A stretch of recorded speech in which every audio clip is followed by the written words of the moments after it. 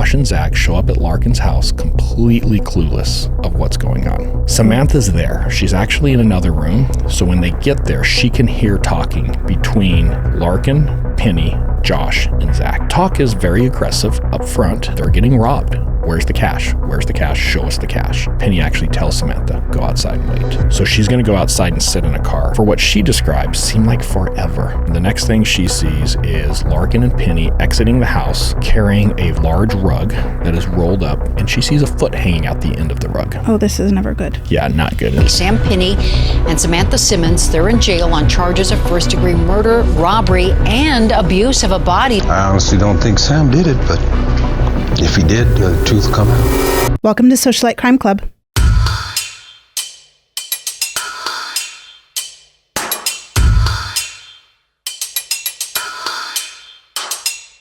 How about a penny for your thoughts today? I really enjoy talking and showing real cases that demonstrate the investigative process, explaining the accuracy of how the evidence came in and how it works, and then highlighting the actual court procedures from a first-hand perspective.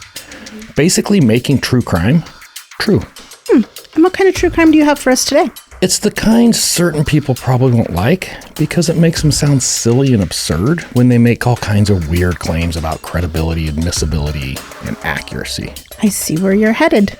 Yeah, some YouTube creators should probably do a better job vetting their guests. Socialites, thank you so much for joining us for another episode of Socialite Crime Club. We are one of the fastest growing true crime podcasts on YouTube because of your support.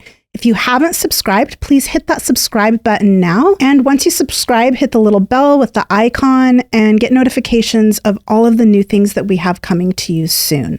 Like and share us with your friends and family and be a part of the old school Socialite Club with us.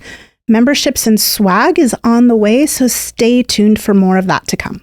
This is going to be one more episode where we're not going to interrupt the story with a bunch of commercials. But in order to do that, we've got to plug something here. So just please don't fast forward. Listen to what we have to say. We've got something kind of interesting. Harvey the head here isn't paying the bills, which is a problem. And at the end of the day, this is an operation we got to fund. So I was thinking of ways we could start making more money to bring you better content.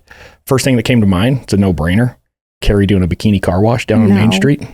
No. But then I realized if I tried to get people involved in order to prevent that, no one's going to get involved because they're all going to want to see it. Why can't you wear the bikini? Well, that's what I started thinking about. If I break out the old yellow Speedo and go down on Main Street trying to sell car washes, nobody wants to see that. So I would. You're one of a few, trust me. And you're questionable. So how do we do this without me having to break out the yellow Speedo? We need your help, and it's very easy. We have a sponsor who reached out to us. They are called Aura, and they have a great platform that you should try out. Yes, in the show notes below me here, you're going to see a link for aura.com/Socialite Crime Club. And it's really important. Just click that thing, check out what they have. They're going to give you a free trial. What do they do? A lot of people just say, oh, they're fraud alerts. It's a way for them to monitor accounts, but it's much more than that. This is an app that actually goes on your phone. And because the app is sitting on your phone, it does monitor all of your financial accounts, your home, your titles to your vehicles. So if there's any shady activity, it will alert you. But this is where it gets really cool. Built-in VPN. So you're going to have a VPN on your phone. Spam blocker. I love this feature. It's probably my favorite. I like the spam blocker. I get spam constantly on my cell phone whenever I apply for a credit card, or if I apply for the little grocery store card, my information always gets sold. It's not just for voice calls. It's also for spam on text messages. So they have an AI piece of this application that actually is going to pre-screen all of your incoming calls and texts and weed out those that they know are spam. Now, as great as the spam blocker is, as far as I'm concerned, I think this is probably one of their best features. The predator monitoring. You can put this on your kids' phones. It will monitor how often they're on the internet, when they're on the internet. You can block certain sites. You can limit their time. You can have dark out hours where I can say, hey, from 8 p.m. to 6 a.m., my kid can't get on the internet. I think it even selects unwanted content as well. It does. Unwanted content. And the most important, it monitors for any type of online predator activity, cyberbullying, all of that good stuff. So it can actually prevent online predators from targeting your children. And there's a family plan. So if you have multiple children, or I think even elderly parents living with you, or if you're a caretaker for someone, you can add them to your plan as well. Yeah, the family plan, super affordable. 5 adults, unlimited children. It is a great deal. Yeah. So there's a free trial. Aura has offered us to offer you a free trial. So click on the link below, aura.com/Socialite Crime Club. Sign up for the free trial. You're probably going to love it. You'll thank us later. We will be talking about Nellos data in depth on our September 1st live at 6 p.m. West Coast time. We hope you join us. And once again, it's not just us talking about the data. We're going to show you the entire process, what the data looks like in its raw format from AT&T, how we process it, like what that actual process looks like. We're going to walk you through the entire thing. You can make your own animation if you want. It's citizen training. Today's episode is a gritty crime theme. So while our visuals aren't very heavy, the content is pretty dark. So please watch with care. Okay, let's get into it. We're going to start this episode in Muskogee, Oklahoma, during the hot and humid summer of 2015. Okay. Now, if you're not familiar with Muskogee, and I suspect a lot of people aren't, it's on the east side of the state of Oklahoma. Okay. It's kind of southeast of Tulsa. Tulsa's almost a center point there, and it's southeast of there just a little bit. Okay. It's probably best known for the Merle Haggard song, I'm Just an Okie from Muskogee. What is an Okie? I knew you were going to ask this, so I did a little research. In the 1920s, at the start of the Dust Bowl, the Great Depression, all of that, a lot of farmers lost everything they had in Oklahoma, and they moved west. They went to California. And really, the job market in California was not good, so they all became field workers. So basically, they were considered migrants coming into California as field workers, and it was a slang term for field workers in California from Oklahoma. They just referred to them as Okies. It was kind of like that, looking down on the Okies. That's interesting how little slang terms like that for people or a group or a culture come into being, right? So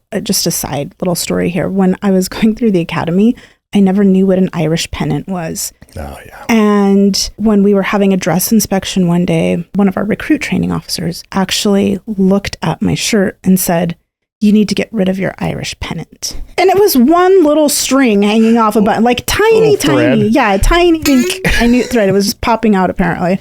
But I didn't know what that was. So I had to think about it and go figure it out and look it up, right? But apparently the British soldiers or British Navy, I think it was, used to refer to Irish pennants to the Irish because a lot of them were very poor immigrants and they would have these little threads. They would always have threadbare clothing. So it was a very derogatory term. Another example that I've recently found out, this only comes to mind because we've had some commenters who enjoy putting a little piggy face in our comments because they don't like the cops. I always love those. Yeah, that's always interesting to me because they don't know where the term pig came from. They're just so used to calling cops pigs as a derogatory term that they just always do it. Yeah, right? It's not derogatory. Yeah, no. So where the pig term came from for cops was actually during the Troubles in Northern Ireland. What would happen is the police would actually drive these armored vehicles in, but they were really stout and round, looking, so they looked like little pigs. So whenever the Northern Irish people saw them coming into town, they would say, the pigs are coming, the pigs are coming. And that is where the term pig came from. It's actually the vehicle. And they're kind of cool looking vehicles. I would love to get, in fact, we have a picture we'll have to throw up on the screen so people can see what we're talking about. I would love to roll over to the supermarket in one of these. I think it'd be kind of fun. So where did you figure out the pig thing? Oh, so I actually read this in a book called Say Nothing. We'll post it in our book club, in our Socialite book club on our Amazon affiliate links. Wait. There's a Socialite book club? Yeah, we just came up with it. Brianna and I came up with the Socialite Crime Club book club. So we have to read books? You don't have to read. I'll tell you about them. I've only read one book. I know. We'll put it in the Socialite book club too. Little Britches. You've read more than one book. Stop.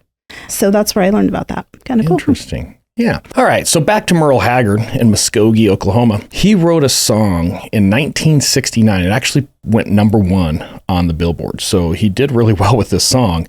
But basically the song is called I'm an Okie from Muskogee. And the first few lines of the song are pretty funny. It's, we don't smoke marijuana in Muskogee. We don't grow our hair long and shaggy like those hippie hippies in San Francisco do, and I'm proud to be an Okie from Muskogee. How long ago was this song written? 1969. It was a long time ago. That's right when the hippie thing in San Francisco was a big deal, right? Times change. Now, I want to tread lightly here because I believe it is still a crime in Oklahoma, probably punishable by about 30 years in prison to question the great Merle Haggard. But I'm also going to say these lyrics did not age well. And you're going to see why here in a little bit. All right, let's get to our victims in this week's episode. Okay. We have Joshua Foster. Here's a picture of him. He's 23 years old. He's pretty clean cut. He's got a little bit of peach fuzz on his chin there, but short of that, pretty clean cut kid. And then here's a picture of Zachary Moore, 22 years old. And how did these two young men contribute to their community? Well, it's interesting that you're going to say that. They smoked a lot of weed, but they are actually upcoming entrepreneurs. Oh, something I can get behind. What kind of business were they beginning?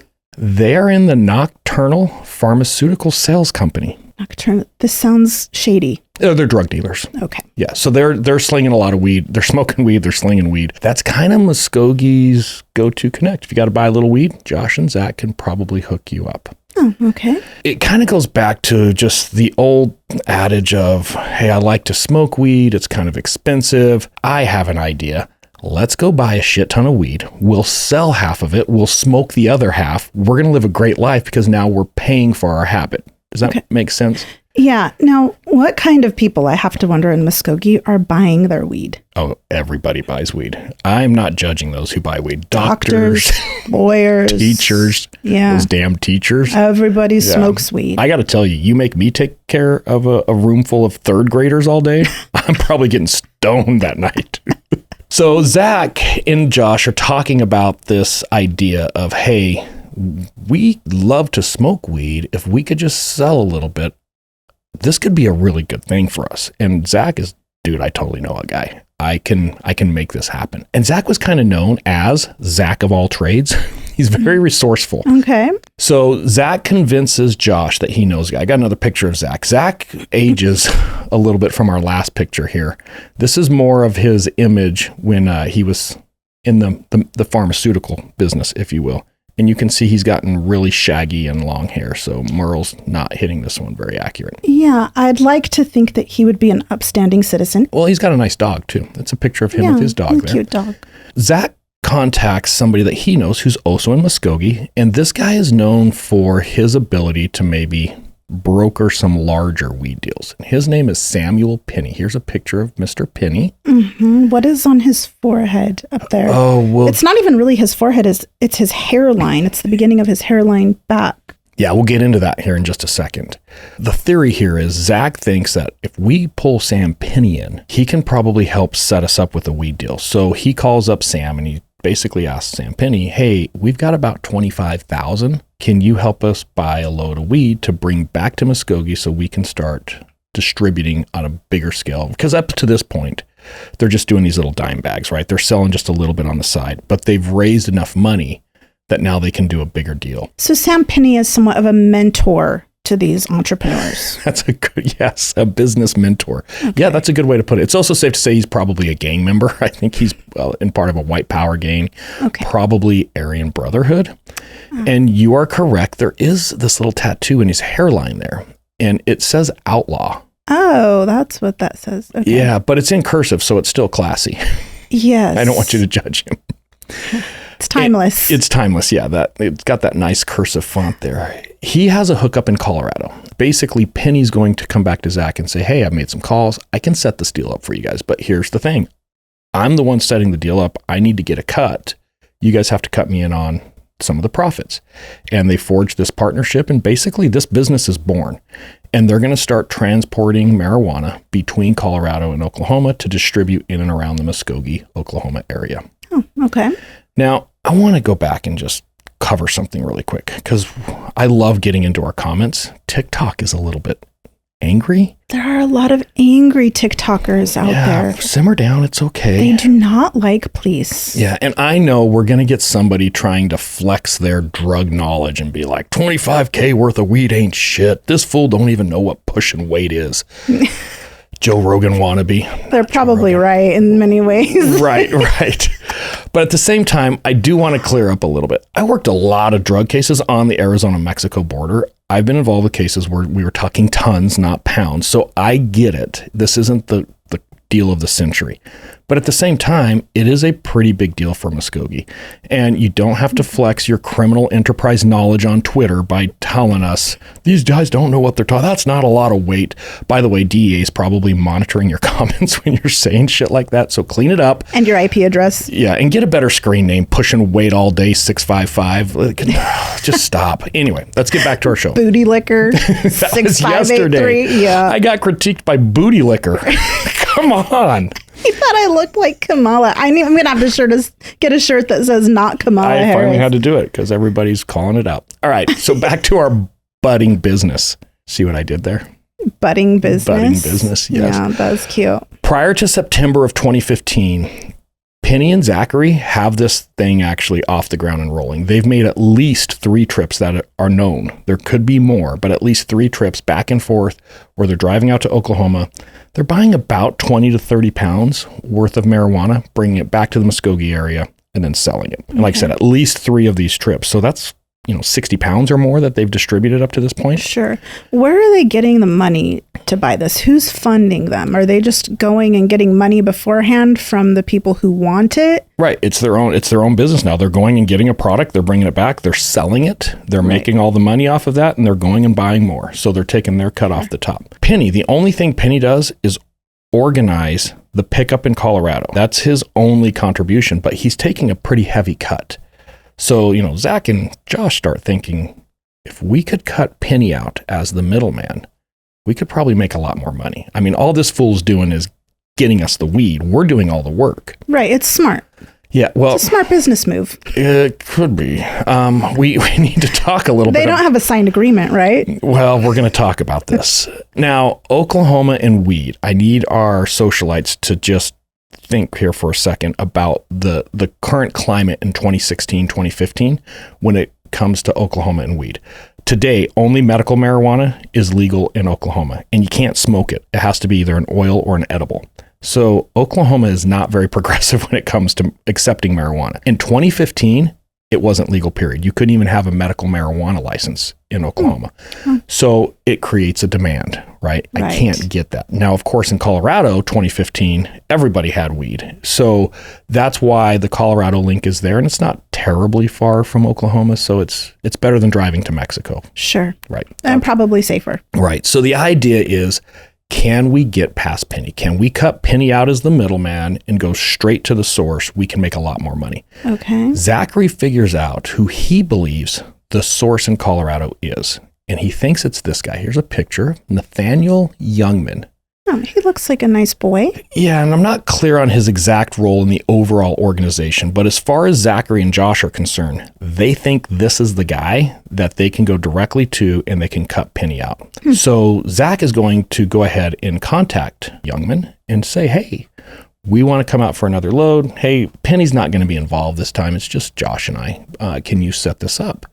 And Nathaniel's thinking, sure, not a problem. Let me make some calls. I'll set it up. We'll see what we can do. Nathaniel's not the guy in Colorado.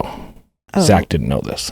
Okay. So Nathaniel has to call the guy that he goes to, which is Jack Larkin. So is Nathaniel like another middleman or something? Correct. So Samuel Pinney is basically the Oklahoma middleman. Mm-hmm. Nathaniel Youngman is the Colorado middleman. So they're peers. Yeah, they're peers. That's all they are. So Nathaniel goes to the person that would actually put the deal together, produce the actual product. His supervisor. Yeah, Jack Larkin. Oh, here's a picture of Jack, by the way. What do you think of Jack? I don't know that I could see him in a business suit. What direction would you swipe if you saw him on Tinder? Right? I don't know. I've never been on Tinder, so I don't know which way. Swipe him off the page so he never comes back, whatever direction that is. Block, if there's that. I don't know. Now, there's a problem here that Josh and Zach have no clue about. Jack Larkin is related to Samuel Pinney. It's his half-brother. They have blood ties. So they're actually half-brothers. Oh. So this is not going to play out well because they take this very personal. In the nocturnal pharmaceutical business, it's really, really dangerous to cut out the middleman. That's how they make their livelihood, and having those connections is their value. Well, I think it's not only how they make their livelihood, but it's also a bit how they maintain some secrecy. Correct. And they take their non-competes very seriously, punishable by death. They're very nonverbal. They're handshake agreements. Yes, they're handshake agreements. And the problem is if you violate this kind of unspoken rule, they have to make an example of you. Because if they don't, they're just setting themselves up. Somebody else is going to take advantage. You lose your entire empire if you don't make a statement. So when Nathaniel Youngman hits up Jack Larkin and Jack Larkin realizes, oh, these two are cutting out my bro, he calls Sam Pinney up and explains to Sam Pinney, hey, did you know these two are trying to cut you out of the next deal? Which, of course, Sam Pinney can't stand for. Right. They come up with a plan. Hey, let's lure Zach and Josh out to Colorado to buy the weed without Pinney. Let's just make it look like, yeah, of course we can do this deal and make it look real. Samuel Pinney tells Larkin, hey, I'll drive out there. I'll meet you before they get there. Have them set up the deal. But when they get there, you and I are going to be there. And let's rob them for their money, beat the crap out of them, and we'll send them back to Oklahoma, telling them never to come back to Colorado. Let's make an example out of them. Good plan. The problem is they need Nathaniel Youngman on board because that's the new contact for Josh and Zach. So Pinney and Larkin go to Nathaniel and explain to Nathaniel, hey, set this deal up. Here's when we want to do it. Here's where we want to do it. Act like everything's normal. We're going to do the deal here, but we're really just going to rob them. It's really just some HR management. Right. Some performance it's like a management. write-up. Yeah, a little write-up and some performance management is what's happening here. So I'm dropping a lot of names, a lot of people. Let's do a mid-episode recap just so everybody's tracking. We have Josh and Zach from Muskogee, and they're trying to build their weed empire, correct? Okay, yes. Zach hooks up with Pinney, who is the middleman that delivers him to the people in Colorado that can provide the weed. They do a handful of deals. Business is going pretty well. Josh and Zach can increase their business, their profits, right? They can scale their business by cutting out the middleman, who happens to be Pinney. So they decide to make contact with Nathaniel Youngman in Colorado, who they believe is the source, to get the weed direct. Zach contacts Youngman. Youngman contacts Larkin. Larkin contacts Pinney. And now this is going bad. Tracking? And then ultimately, this is all going to result in deciding to teach Josh and Zach a little bit of a lesson. They're going to rob them, take their cash, beat them up, send them back to Oklahoma, banish them from Colorado forever. Funny side story. Okay, yeah. We had a judge in Gilbert, Judge Ferris. I remember Judge Ferris. He loved to fly fish. Like that was his entire life, was fly fishing. There was this guy, and I can't remember exactly who it was, but we were always dealing with him, constantly dealing with him. And he was in front of Judge Ferris all the time. And Judge Ferris finally got sick of him. He's like, you know what? I'm not going to send you to jail today. I'm going to banish you from Gilbert. Go to Mesa. And if I ever see you in Gilbert again, I'm going to instruct police to just arrest you on sight. You are no longer allowed in our community. And I'm thinking, I don't think you can do that, Judge. But he did. Did he ever come back? I don't think so. I think it worked. Gilbert in the good old days. So anyway, they're going to get banished from Colorado. Now, they have to keep Youngman involved to keep up the appearance that everything is normal. So kind of tracking all the people and what the overall plan is. Yeah, I think though we should put together maybe some type of chart for a little flow chart. Yeah, we'll try to animate a flow chart right there that helps make a little bit more sense. The result is what I like to call the Green New Deal, Colorado style. So we got pot and some cash getting thrown around. So it's definitely the Green New Deal. Youngman is going to go ahead and execute on this deal and set Josh and Zach up. Hey, I've got everything set up. Bring 25,000. Come out to Colorado. Here's where you're going to go. And we're going to do this on October 17th. What they don't realize is the place that they're going is Larkin's house, because they've never been at this part of the connection. This was always Sam Pinney that was organizing this. So this is new for them. Okay. But the place that they're going is Larkin's house, which is actually in Pierce, Colorado. It's slightly east of Fort Collins, so north of Denver, east of Fort Collins, kind of out in the middle of nowhere. Now, Nathaniel's going to get cold feet. He's going to set the deal up because he's pretty much being told he has to. But as they get closer to October 17th, he's like, hey guys, it's going to be really obvious that I'm connected to these guys. It's not going to take long to figure out who I am if for some reason this thing goes south and the cops get involved. I need an alibi. I need to be the hell out of here. So I have family in Grand Junction. Take me to Grand Junction the day before, and that way I have a solid alibi that I don't know what these two were doing. I never met with them. Some strategic negotiation. Right. So it was kind of a good deal. Everybody's thinking, no, this makes sense. Then they'll never be able to track it back to us. It's a win-win. Yeah. So I've got to add one more person. I know we've had a lot of people, but this person here, Samantha Simmons, here's a picture for you. Oh, yeah. It's always bad when I put pictures up and they're wearing orange. She does have an orange collar there that I can see, and her hair is very... Jail-like? Jail-like, yes. Yeah. So this is our final person in the mix for today's episode. This is Samantha Simmons. This is Samuel Pinney's girlfriend. And the reason she's important is Pinney and Samantha are the ones who take Nathaniel Youngman from the Denver area all the way to Grand Junction, which is on the other side of the state. Okay. And then they're going to return. So in one day, they're going to drive from Denver to Grand Junction, drop Nathaniel off, and then come back to Denver. Okay. Tracking? Yes. Okay. So that happens on the 16th. Now the 17th shows up, and Josh and Zach show up at Larkin's house completely clueless of what's going on. Oh. Samantha's there. She's actually in another room. So when they get there, she can hear talking between Larkin, Pinney, Josh, and Zach. And the talk is very aggressive up front that they're getting robbed. Where's the cash? Where's the cash? Show us the cash. Mm-hmm. Zach explains that the cash is in the truck. We'll go out and get it.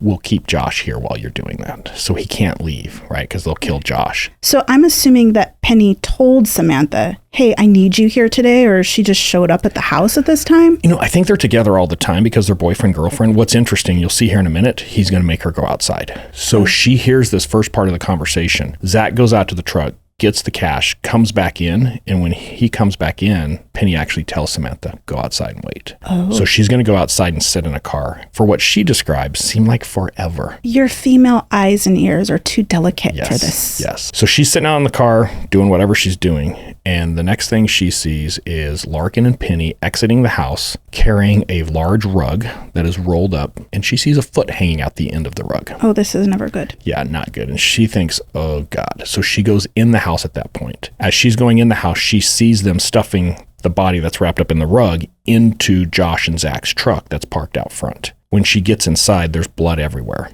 And then she actually sees Zach lying on the ground. He's obviously deceased. He's got a gunshot wound to the head. Pinney and Larkin come back in the house, wrap him up, take him out, put him in the truck. Did they use the same rug? Yeah, I believe they're recycling here. After they get both of these bodies loaded in the truck, Pinney comes back, grabs a gas can full of gas, and then tells Samantha, follow me. So he jumps in Josh and Zach's truck, drives off. Samantha gets in her car and is now following. Larkin stays at the house. Oh, okay. Samantha's going to follow Pinney out into the grasslands. It's actually the Pawnee National Grasslands. It's basically as far north and east as you can go in Colorado. It's way out there in the just flat plains, basically. And she's following Pinney, and all of a sudden, Pinney just pulls over and kind of drives into this ravine, and she passes him, gets up to the next intersection, does a U-turn, and comes back. By the time she comes back, Pinney's out of the truck, but he's dousing the truck with the gas that he has in the gas can, and he lights the truck on fire. Runs up to the car, jumps in with Samantha, and tells her to go. As they're driving away, he calls Larkin, and he just says, it's done.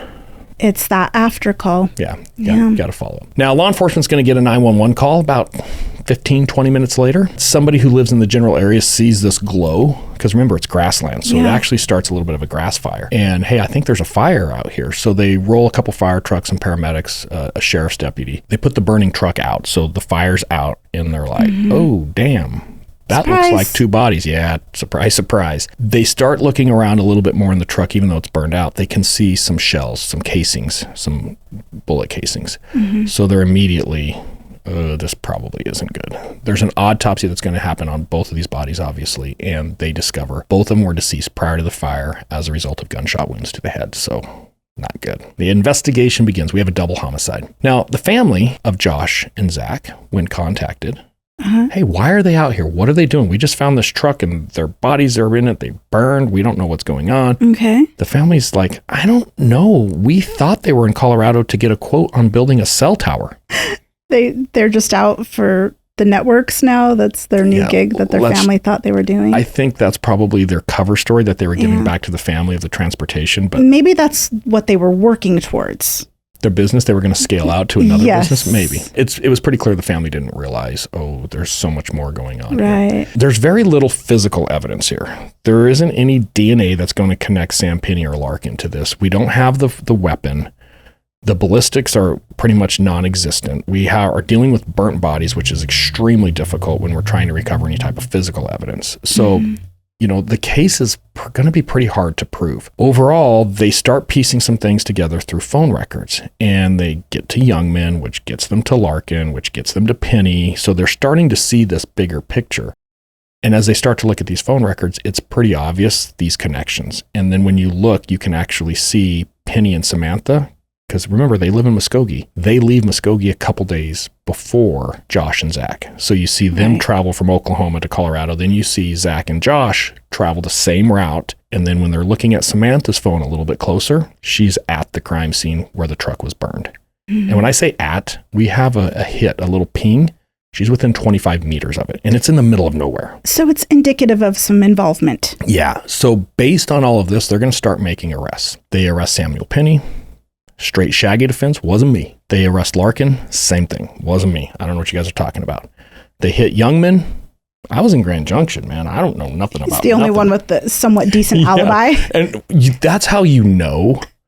If I was to ask you 6 months from now, hey, where were you on October 17th? And you're like, I was at my cousin's house. I got there the 16th at 3 p.m. Here's the 8 people that were inside. Here's their contact number. That alibi is a little too perfect. We ate meatloaf. Yeah. We had grandma's meatloaf. It was great. It is a little bit of a red flag when you contact somebody 6 months later and they've got this perfect alibi memorized. Right. So Youngman's like, nope, here's where I was at. Wasn't me. Then they arrest Simmons, Samantha Simmons, the girlfriend to Pinney. And she pretty much starts with, well, what do you want to know? So there's no strong arming here. She's going to tell them everything, which is how we know everything that I described to our socialites already. She was witness to almost the entire operation, if you will. Backpedaling just a little bit, you said that she saw the body on the kitchen floor, wherever it was, all bloody, but they found casings at the crime scene. Were they just beat up really bad at the house first and then rolled up and then taken out and shot, or were they shot multiple times in 2 locations? I think they were shot at the house. Everything went down at the house. They were dead when they left the house. Okay. And I think what they probably did their best to clean up the crime scene. So as they have these casings, they're probably throwing them in the rug as they're rolling up the body to throw it out there. So they're trying to put as much of the physical evidence they can from the house in the truck to destroy it in the fire. Sweeping it into the rug, not under. Little cleanup job there. Yeah. So Samantha, though, is going to spill the tea. She's going to walk investigators through the entire thing. She does explain Youngman's the one who set this up, but he didn't want to be in town. So we took him to Grand Junction the day before to establish his alibi. And she's very detailed, because that's an important trip, right? When they left, stops that they made, when they got there, where in Grand Junction they went, where they dropped him off, the trip back. They're also going to pull financials to corroborate what she's saying, because she's just another witness and she's got a drug history. So we don't know how credible she is. Right. So everything she's saying, they're following up on as much as they can to help corroborate it. She's going to give very clear details of what happened in Larkin's house, the fact that she followed Pinney to the dump site. She saw Pinney set the truck on fire. Key element there. At the end of the day, she is the star witness, but she's kind of a shady witness, right? And as a prosecutor, you never want to put all of your eggs in this basket, because you don't know what she's going to say on the stand. But also, she's Pinney's girlfriend, so we don't know what kind of loyalties are there to him either. Actually, now she's Pinney's wife. Oh. After this murder, Pinney made her get married, because if she was married to him, according to Pinney, she could never testify against him. Privilege. As in, he believed that the legal system wouldn't allow her to testify? Yeah. I don't think Pinney realizes that's not how it works. But after this murder, about 2 months later, he tells her, hey, we've got to get married, because that's the only way I know you'll never testify against me. So they got married. Oh, this poor girl. Okay. Yeah. But imagine the prosecutor hearing all this thinking, okay, it sounds great, but we are not resting this case on her shoulders. And let's be honest. Pinney and Larkin, kind of some scary dudes. They've got some connections. There's definitely some gang affiliations there. There's some concerns if Samantha's going to come through as a witness here. So they're thinking, okay, we need to rely on other things, and they start doing cell phone work. Now, I want to make a couple things clear here. I had nothing to do with this investigation at this point. It's Weld County, Colorado, and Weld County Sheriff's Office. They're using a regional intelligence shop that's state funded to help them with cell phone mapping and all of that good stuff. It's Rocky Mountain Intelligence Network or something like that. Rocky Mountain Information Network, Rimmon. And nothing, I'm not throwing any shade to Rimmon. Great people, they do a great job. Yeah. But they did all the original work here. I had nothing to do with this case. But they're the ones who mapped all the records. They see the ping is right there next to the burned out site at the time of it. And then you put all of that with her statements. It's a strong case. So they are going to rely on the phone records to help corroborate Samantha. Okay. And the idea is if Samantha starts to stray a little bit from her story, they can either impeach her or help guide her and keep her on track with the phone records. So one is corroborating the other. Does that make sense? I've got a little video clip here I want to show our socialites just to get started. And this is at the time when they're dumping the truck. And what's important to note here, you see some yellow shading. Those are the pings. There's 3 of them together up around an intersection. Well, those 3 together up at the intersection, they happen first. So we're just south of the intersection, then we see one in the intersection, then we're going to see one just north of the intersection. Okay. And then the last ping we're going to see is where the actual burned out truck was found. And I can zoom in here in a second and I'll show our socialites what this looked like. What's interesting is Samantha described when she saw Pinney pull off into this ravine, she passed him, did a U-turn and come back.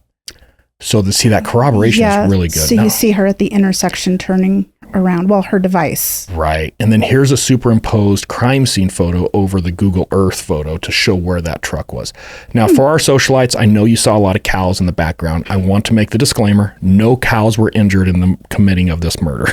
Like they weren't there. They didn't burn. There was no barbecue. Well, it's like October. That. They were probably already shipped off to the other stockyard. Oh, that's such a sad story. Mm-hmm. So the state is going forward with the trial. They believe with what they have between the phones and Samantha, they've got a pretty solid case.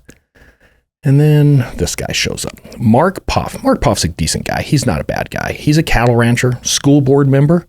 He's a consultant. He does a lot of consulting work on forensics and cell phone stuff. And he's a retired detective from the El Paso County Sheriff's Office. When you say El Paso, that's the small town in Colorado, not Texas. Correct, but he's with the county sheriff, which is also Colorado Springs. So the whole county of El Paso. And he's going to be the defense expert on this case. So the defense is going to hire him. They're going to give him the phone information.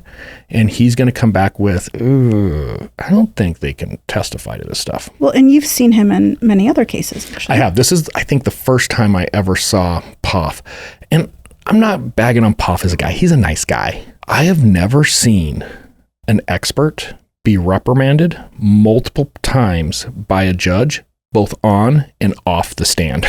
Oh my God. This is hard to do. I was involved in the case where he was assisting the defense attorney at the defense attorney desk. So he wasn't on the stand. Somebody else was testifying and his actions Was he sitting at the desk? Yeah, he's sitting at the desk, just trying to feed information to the defense attorney about, hey, make sure we ask him this, make sure you ask him that. Mm-hmm. And the witness is testifying. He is so over the top with his reactions, like, and rolling his eyes and then talking out loud to the attorney. The judge had to stop the proceeding and ask him, who are you? And the poor defense attorney's like, I'm sorry, Your Honor, that's my expert. He's just assisting me with what I need to do in cross-examination. And the judge was like, not in my court. Get up. And he sent him to the back of the courtroom. You'll sit in the back. Be quiet. That's rare. I've never seen that before. Wow. And then I've seen him testify a couple times where he just gets really snarky on the stand. And I've actually heard a judge tell him, being snarky is not helping you. Just answer the question.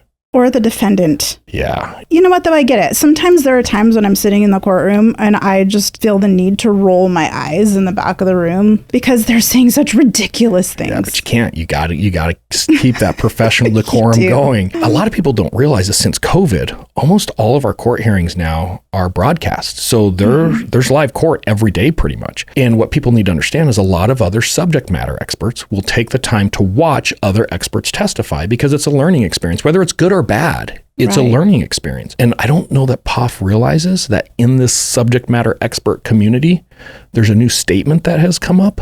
Yeah. Don't Poff it up. Yeah. Oh my gosh. So Poff is getting involved now, and basically what he's going to say is, hang on, this isn't just a cell phone ping. This is Nellos data. We've talked about Nellos data before. Okay. Swamp predators. And many other cases we've actually talked about Nellos data. Now, Poff doesn't have what I would consider significant training to be able to speak directly to Nellos. When you say significant, what do you mean? He doesn't have the background and the experience to have dealt with enough cases, specifically with the AT&T Nellos, to necessarily have his own opinion about its accuracy or inaccuracies. Okay. He's going to have to rely on other people. Okay. And when push comes to shove and he's having to put a report together, that's basically what he does. Is even the FBI doesn't use this data because it's not accurate. Now, when pushed about, well, wait, how do you know the FBI doesn't use this data? Oh, well, I have a friend in the FBI and we've talked about it and he's told me that. Well, wait, you have a friend? And he doesn't name the friend other than he lives down the street and they've had some barbecues. And over barbecue and beer, they talk about the accuracy of Nellos, apparently. Oh my gosh. Yeah, you've got to be really careful about how this goes because there's this ripple effect now that, oh, well, Nellos isn't accurate. Well, why? Because the FBI said. Well, the FBI is a big organization. There's a lot of people in the FBI who like Nellos. So, did anybody come in to verify that his neighbor was truly a friend and was an FBI agent? Yeah, but there's no need to at that point because the tail's wagging the dog, right? Let's just stay focused on what we do know. I agree, but at the same time, there are little details you can nitpick at to really adjust somebody's credibility. Yeah, I think it just speaks for itself. We're going to get into that here in just a little bit. Now, the Weld County District Attorney's Office is the prosecuting agency that's now handling this case. Okay. Next thing they know, the defense attorney drops a Daubert challenge on them. And in Colorado, it's called Shrek. And what a Shrek hearing is it's the defense challenging the scientific admissibility of evidence. Basically, the defense is saying, we don't believe it's accurate. We don't believe you can meet these standards to show it's accurate. We're going to suppress it. Which they love to do if it's a really good case. If it's very damning evidence, they want that out of the courtroom. And clearly this is damning evidence. It puts Samantha at the crime scene picking up Pinney. Like, if the jury hears this with her testimony and the Nellos data together, they're done. So they call Remen, who did all the work, and Remen's like, hey, we do the work product, but we don't know enough about Nellos to testify. So the Weld County District Attorney's Office starts reaching out to people, trying to find an expert that can testify to Nellos. And that's essentially where this thing is going to start. Now, before we go any further, I want to throw something out. Okay. Who didn't they call? When the Weld County District Attorney's Office finds themselves on the horns of dilemma of potentially losing critical evidence of this double homicide, who didn't they call? Well, they couldn't call anyone who wouldn't testify to Nellos data. And they can't call people who don't have the experience, the background, and the qualifications to do it. And I think it's really important. I had no connections with the Weld County District Attorney's Office. They weren't using my product. They weren't somebody that we had taught in a class. I didn't even know where Weld County was. If you told me Weld County, I wouldn't even tell you Colorado. Do you know how they heard about you? People start talking and they're like, hey, you need to call this guy. And we're going to come back to that here in just a little bit, but it's important for our socialites to understand on this episode. I didn't go looking for this case. This wasn't part of my business plan where I'm selling them something. They sought us out. So they're asking, hey, can you come in and testify to Nellos? Yes, I've testified to Nellos multiple times. I don't know if I can testify in your case or not. Send me the records. Let me see what I have. I want to show our socialites what the process was that I did. And that's kind of a big difference with Socialite Crime Club compared to a lot of true crime. We're not just going to talk about it. Let's show our work. And I think that's really critical to show the work. Well, I don't think it's just Socialite Crime Club, but I think you as a subject matter expert are very different from a lot of other experts out there who do or don't show their work. I think that's a good point. In fact, if you check out the internet, we kind of have a Venn diagram going on here. Colorado, Ray's credibility, the tracks program. I mean, if you look at the internet, this case is set to fail. There's no way that I'm going to be able to testify in Colorado to tracks. Just ask anybody. Everybody on YouTube knows that just is a combination that doesn't work. Yeah, everybody hates you in Colorado. Yeah, it's just known. It's fact. Mm-hmm. So it's the same process, different case. We're going to look at all the data. What do we see? Now, when I get the data, I don't know about Nathaniel Youngman's trip to Grand Junction. But when I map the data, it's very clear there's a trip to Grand Junction and back. And why it stood out to me is it was an intentional trip. The day before the murders, they drive straight to Grand Junction, turn around and come straight back. It's not like, hey, let's go visit family. They're in Grand Junction for less than 20 minutes. Sure. It's a very intentional trip. A very intentional. So I hit the district attorney back and I'm saying, hey, it's kind of interesting, this trip to Grand Junction. Are you guys aware of it? He says, oh yeah, totally aware of it. Samantha told us about it. Nathaniel told us about it. We have receipts of stops that they made. And I'm like, oh, great. We're going to use this as a control sample. To use along with the NILOS data. Exactly. So I'm going to show one of the animations here that I used in the Daubert hearing. And what we're looking at is you're going to see a bunch of yellow dots get populated on the map here. Okay. And what we're looking at are those NILOS pings. And as we start to animate this, and we're going to fast forward through parts of this so it doesn't kind of drag on, they're going to be on I-70 and they're going to be westbound from Denver to Grand Junction. As we go through this, you're going to see these NILOS hits are hitting on I-70 for the most part in the westbound lanes. And they're pretty small hits, actually. They are all really small hits. When we start measuring the distance between them and how much time it took to get from point A to point B, we see that it's very typical freeway speeds. So everything is running consistent. Interstate 70 is very unique here because it runs through the mountains. It goes through canyons. Right. It's kind of tucked in a little valley of canyons. Right. So it serpentines through these canyons, and miraculously, these dots just perfectly follow the road. Right. They're not going off the roadway, off-roading anywhere into the mountains. And the only time they do go off the road is when they go to Walmart.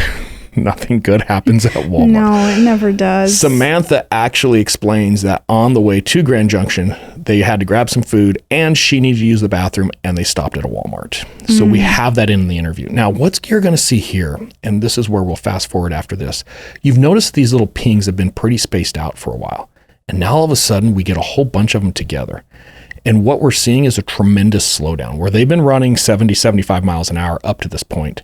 They're down to 8 miles an hour for about a 3-mile stretch. So something is happening on I-70 that's delaying traffic. This is something we can use to help show the credibility and the accuracy of these records, that not only are they hitting on the road perfectly, but the speeds are consistent to what we would expect for whatever those traffic conditions are. Right. We saw something similar to that in the Missing Mennonite. We talked about 100%. And as this finishes up, and like I said, we'll fast forward through this part to save our socialites some time. The point that is important to see here is the perfect weaving, serpentining, if you will, of these pings following the freeway through these mountain passes on the westbound lanes perfectly. And there's a statement that I use in court when I start to see this. We have hit a point where it's mathematically impossible for this data not to be accurate. There's no way these pings can randomly hit the freeway at these specific places with the perfect time distance correlation.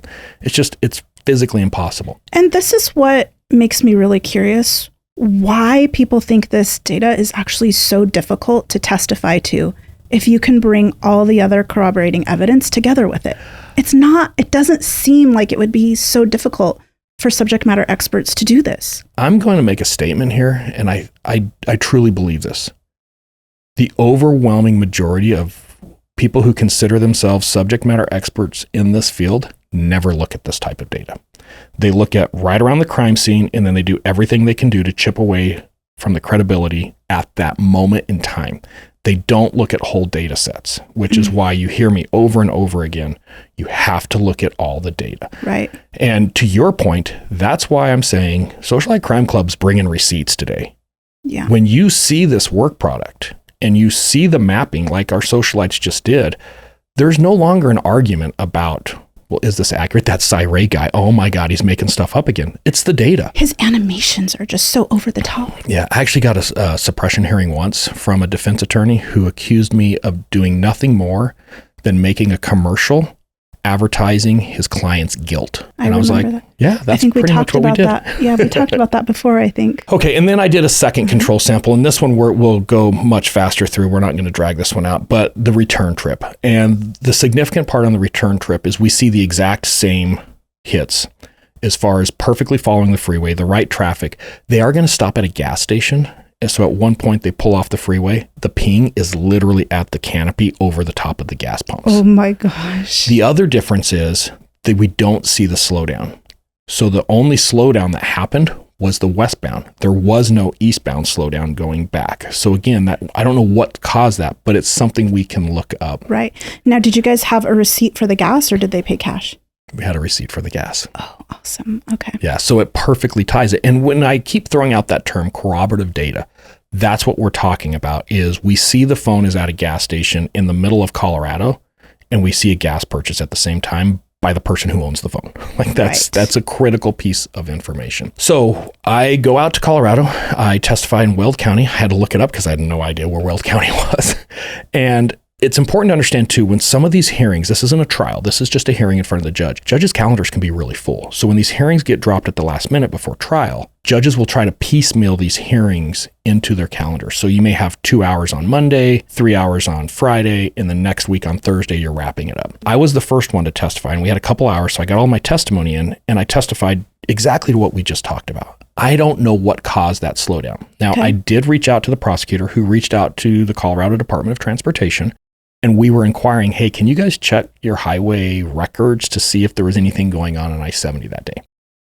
This is happening really quick because we're coming up to trial. So when I testify, there's no information back from the Colorado Department of Transportation. Oftentimes, you don't hear anything back about the case until everything is completely adjudicated. Correct. But a couple days after my testimony, the district attorney called me and said, hey, you're not going to believe this.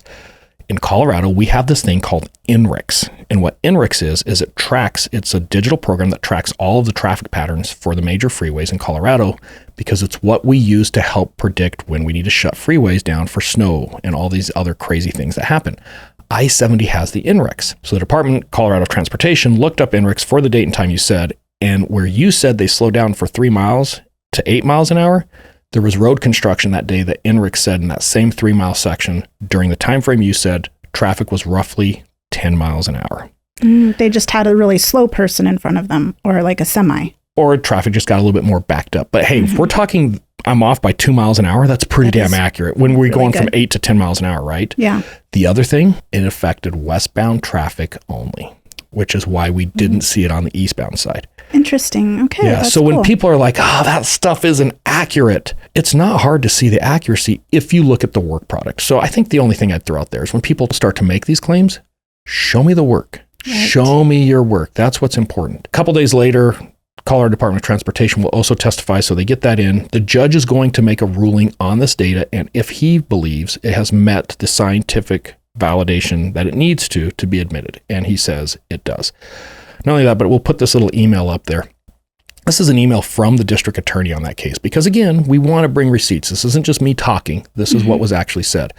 On several occasions during his oral ruling, he's referring to the judge's ruling, he commented on the credibility and the usefulness of your testimony.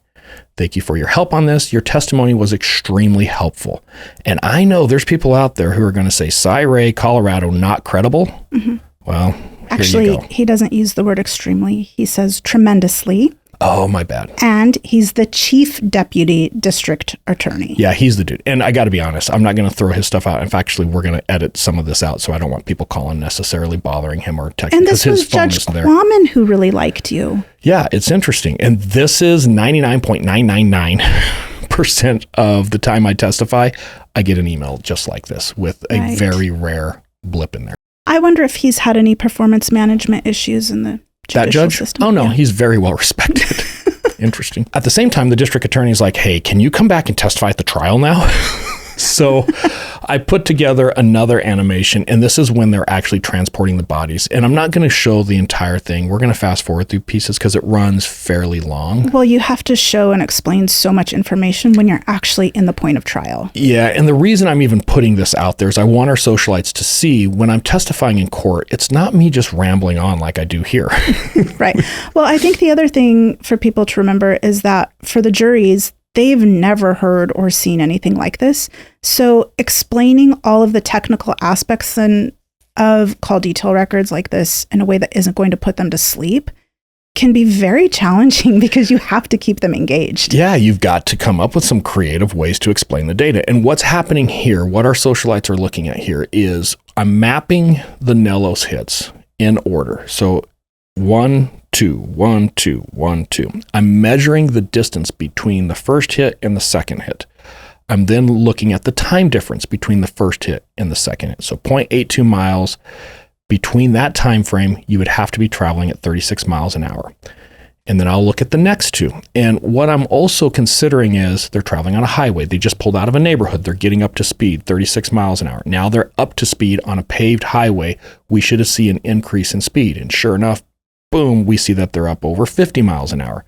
Oh, they're going to turn and go down a dirt road. That speed slows down.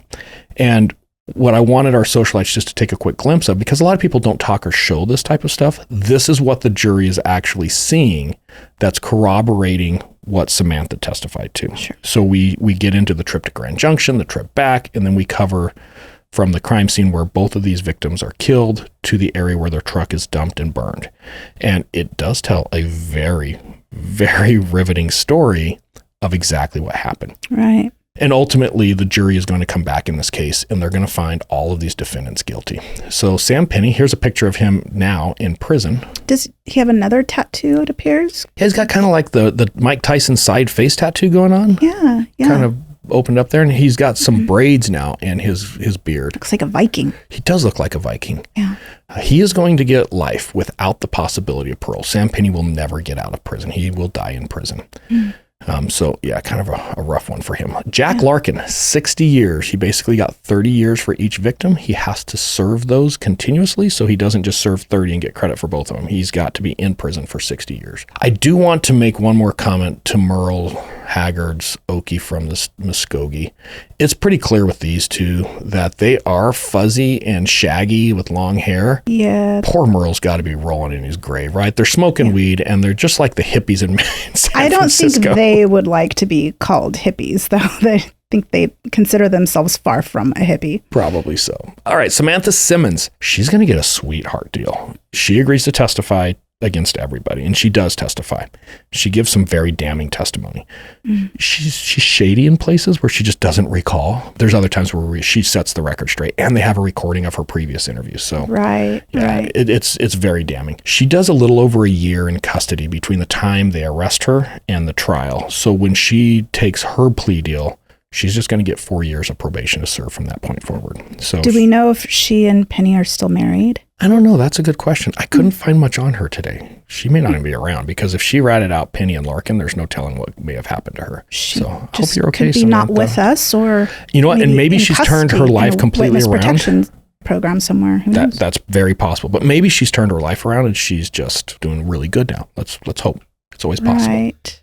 Nathaniel Youngman, at the end of the day, while he didn't kill them, he definitely set the deal up. He could have stopped it. He could have reported it. He could have come forward. Like, he's got some responsibility to bear as well. Sure. He's going to get 4 years. So he only does 4 years in prison. So, let's go to what did we learn today? Well, let's not trust dudes that have outlaw tattooed on their head, even if it is in cursive. Doesn't matter how fancy that it is. He's telling you he's an outlaw. We probably know that Merle Haggard is rolling in his grave. Probably. I think I would rather deal with the hippies in San Francisco than these two. So yeah, you can't judge on that. The other thing, Nello's can be very accurate. And yes, it can be inaccurate, but when it's looked at properly and it's done properly, it speaks for itself. And I think that's one of the big takeaways today, is that the work product speaks for itself. 100%. Our socialites should be very wary of people who spout off opinions without any really background or subject matter knowledge. You got to look at their work product. You got to Google their work product. You got to Google them. And I'm going to get into why I wanted to wrap this into this episode. We have a lot of socialites that have hit me up in the last 2 or 3 weeks. Oh my gosh, emails, text messages, phone calls. Where are they finding your phone number? Well, number one, our socialites are committed. They are devoted, and I love that. Right. The loyalty is there. It's like a little cult following now. Yes. And these messages are, hey, Cy, I'm watching this other channel, and these guys are talking all kinds of smack about you. Like, it's driving me crazy. For you, it's just another day, though. Yeah, I don't care. Like, all right, whatever. And they're like, do you know this guy? And I'm like, yeah, never heard of him. I have no idea who you're talking about. But I want to get into a little bit of something for our socialites, just to feel a little warm and fuzzy. It doesn't matter who these people are. We don't need to go down the rabbit hole of who they are. You just need to look at backgrounds. And I'll give some examples here. Knowledge is great, but you have to have the wisdom that accompanies that knowledge. And what I mean by that, knowledge is knowing that a tomato is a fruit. Okay. Wisdom is knowing that that doesn't mean I'm putting it in my fruit salad. Yeah, no, ooh. Right. And a lot of these experts, they might have knowledge because they read something, they heard something, they watched something. But there's a whole different part of that wisdom of how you apply it. The skills that you get from presenting this stuff over and over again. Right. Lessons that you learn. And I think more than anything, when I get these emails or these text messages, and I'll try to watch, and I watch like 30 seconds, and I'm like, I can't deal with this. But it always falls back to that of people making statements about things that they really don't know about. The other thing I would encourage our socialites to do is when you hear experts talking about this, do some background. Google their name, Google their business, Google some of the cases that they've worked in. And an example of this would be if your primary business plan is defending child molesters and people who traffic in sexual exploitation of children, we aren't in the same field. No. We aren't in the same universe. Your expertise and my expertise are not the same. And you can't actually prove that they didn't commit those crimes. You're just still backing it up? Don't get me wrong. Everybody needs a good defense. Everybody's entitled to a good defense. I'm not judging because he's working and defending those people. What I'm saying is when that is the entire backbone of your business plan, at a minimum, he should be just defending the work product that the state is presenting. Correct. Right? I have seen some videos from one of these experts that was spewing all kinds of information the other day, where he's actually putting videos out on how to defend people who have child pornography and who are trafficking in child pornography. Regardless if they did it or not. Yeah, and that's problematic for me. Like, we're not the same person. The other thing that's really interesting is I've seen some work product from the same person where it really, really attacks the FBI in the way that the FBI maps phone records and the CAS team specifically. More importantly, he believes that all cell tower information is junk science. There's multiple work product that he has kicked out publicly. There's videos people can just Google and watch where he's very anti cell phone mapping because it's junk science. Yet when it helps him, he wants to tout that his business partners are people with the FBI CAS team. Who do nothing but cell phone records. Yeah, so there's a problem here where when I'm getting paid and I need to present one side of this argument in court, I do it. And then I see, oh, there's a business plan. I'm going to push out some public information to grow my business plan. But then the next day, it makes it good for me to be part of this organization. So now they're my business partners. It doesn't work that way. Why am I imagining the little mayor in Nightmare Before Christmas? He has two faces.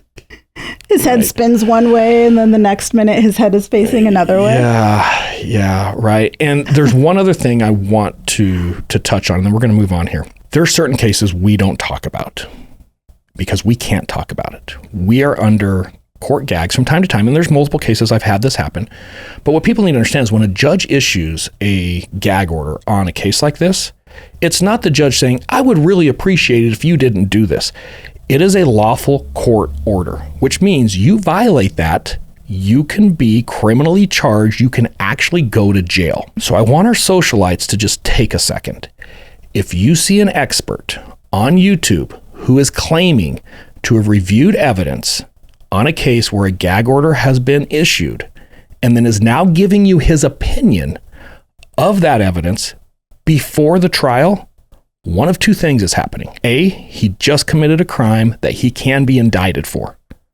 Or B, the more probable one, he is totally full of it. There's no other option here. If you reviewed evidence and you have an opinion, that evidence is sealed by a gag order, and now you're making your opinion public on YouTube, you committed a crime. Or you're just a liar. Interesting. Yeah, so let's go with a happy thought here. My parting thought for our socialites, and I've got to do a couple shout outs right here. There is another YouTube channel called Swamp Rose, and I have to be honest, when I got an email from Swamp Rose, I'm like, what is Swamp Rose? I think her name is Kiki. So Kiki reached out to me and she says, hey, I have a guest that I want to bring on my show. And he said he knows you. And it was kind of this weird chat conversation that I was in. And he name dropped you and said that, no, even Ray can validate who I am. And I've got to give it to Kiki, Swamp Rose, where she actually reached out to me and said, hey, I want to bring this guy on my show. He's saying I can validate who he is through you. What do you know about him? And her email was very articulate. Yeah. She's great. And we'll put a little link to really her channel. It's Official Swamp Rose. If you just Google that for YouTube, you'll get to her channel. So I start doing a little bit of research, and she sends me this guy's YouTube channel, and it's Matt. He claims to be some type of Homeland Security expert that worked for Homeland Security. Is that even a real guy? It looks like a model or... Yeah, 100%. It's like a stock image. Yeah, so I start doing some background research, and I find out this guy's totally full of crap. It's a fake channel. It's a fake person. In fact, I think a lot of it is written by AI. When she reaches out for him to confirm, hey, you said you know Cy. He's like, oh yeah, we served together in Iraq. He'll know me as Rear Admiral Abernathy, which just so everybody's clear, in the Navy, that's a general. So yeah, I know this Rear Admiral Abernathy in Iraq. Picture is not someone who is a general. Right. So the first red flag, I've never been to Iraq. I was in Afghanistan. So that's a problem. When I Google Rear Admiral Abernathy, it's a real dude from World War II. He's actually kind of a war hero. So it's pretty clear that someone's probably using AI to help bolster some of their stuff. AI is pulling out these names because it's seeing this in the data. And if you just take a little bit of time to Google this stuff, it's pretty easy to find. So I reached back out to Kiki at Swamp Rose, and I'm like, hey, this guy's completely full of it. Run away. Do not put him on your show. She reached back, couldn't thank me enough, was super nice. Well, a couple weeks later, again, I don't keep up with a lot of the YouTube channels. She is doing a panel on the Drunk Turkey Show, and we'll put a link to their show. We'll give them a little plug as well. And it's long. This panel goes for a couple hours. At the 2 hour, 25 minute, roughly 56-second mark, she actually states, hey, I want to say I reached out to Cy, and here was my experience with him.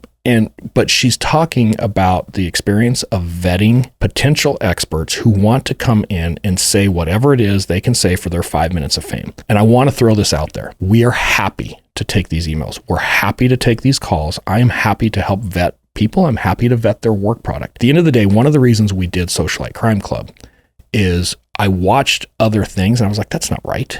There's no way that is accurate. Well, more importantly, you can say why. Well, and that's just it. And if people ask, I'm happy to say why. Now, I can't talk about certain cases, and I won't talk about certain cases, but there's other things I can absolutely help with. But I do feel that YouTube creators and guests on YouTube channels have a responsibility to stay accurate, to not just make stuff up, because it really brings the entire community down to where pretty soon, I can't watch true crime because it's all fake. Well, quite frankly, I don't think it's just YouTube creators. It's investigative journalists. Yeah, it's 100%. These reporters, Nancy Grace, for instance. Oh, you're going after the queen. I am. I feel like there could be much, I don't know, there could be more effort and really understanding. A word, sensationalism.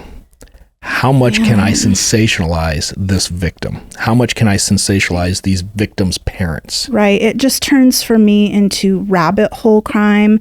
It's very conspiratorial. And we don't have that in our Socialite crime titles, do we? Do we have rabbit hole? We do have rabbit hole crime, but it's probably one that we'll never use as a theme. Right. We'll talk about it.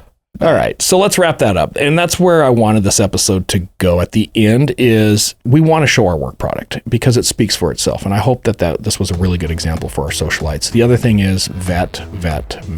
We are offering our help and services in vetting processes.